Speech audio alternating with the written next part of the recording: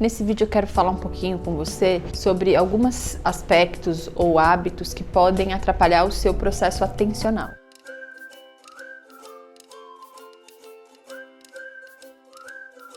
Olá, eu sou a Lara da Almeida, seja bem-vindo ao meu canal. Se você ainda não é inscrito, se inscreva, ativa o sininho de notificação, porque toda vez que eu postar um vídeo novo você vai ficar sabendo. Muito tem se falado do déficit de atenção, então dos problemas de atenção que podem fazer com que as pessoas levantem essa hipótese diagnóstica, busquem um diagnóstico. Então vamos falar um pouquinho de alguns hábitos ou algumas questões que podem estar atrapalhando o seu processo atencional. Então o primeiro hábito que a gente tem que olhar é como é que está o seu sono. Então se você não tiver um sono de qualidade adequado, com a quantidade de horas adequado, tem aqui vídeo no canal explicando sobre sono, falando da higiene do sono, que é super importante. Então, ou seja, não tá dormindo a quantidade de horas necessária, porque no momento de sono o nosso cérebro trabalha, né? Então a gente tem um processo ali que acontece durante o sono, que ele é muito importante para todos os nossos processos cognitivos, e a atenção é apenas um deles. Então é muito importante que o adulto durma de 7 a 9 horas de noite de sono, com qualidade,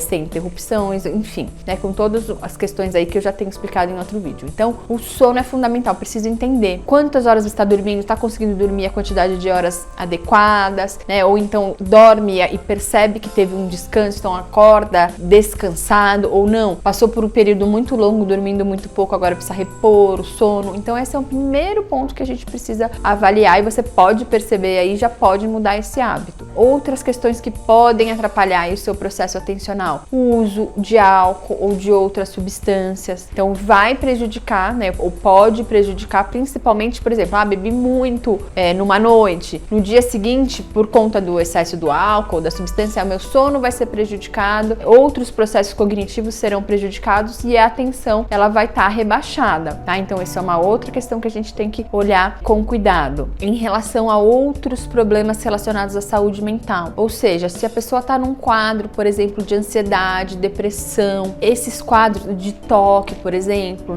transtorno obsessivo compulsivo, ou seja, eu tenho um sofrimento ali em relação ao próprio diagnóstico, ou seja, na depressão eu vou ter uma diminuição de energia, eu tenho uma série de fatores aí que vão influenciar nos meus processos cognitivos e que podem influenciar a sua atenção, tá? Então, se você está em tratamento, por exemplo, relacionado a algum transtorno psicológico, é bem possível que seu processo atencional também esteja prejudicado. Então, vale a pena conversar com os profissionais, enfim, a gente vai pensando em estratégias aí, vai fazendo esse tratamento para que o processo atencional consiga ser menos prejudicado, o que a gente consiga encontrar estratégias para prejudicar menos o seu dia a dia, sua rotina, tá? Então, existem outros fatores. Quando a gente vai falar da atenção, a gente vai ter que olhar fatores ambientais, fatores do seu dia a dia, então o estresse. Então, se eu tenho um nível de estresse ali que está prolongado também vai prejudicar aí processos cognitivos, tá? Então a gente tem que olhar questões ambientais, como é que tá minha rotina, meu dia a dia, e a gente também tem que fazer uma compreensão se a gente está passando por algum tratamento ou a gente desconfia que está tendo algum sofrimento em relação à saúde mental, que não significa necessariamente o TDAH, tá? Mas que esse processo atencional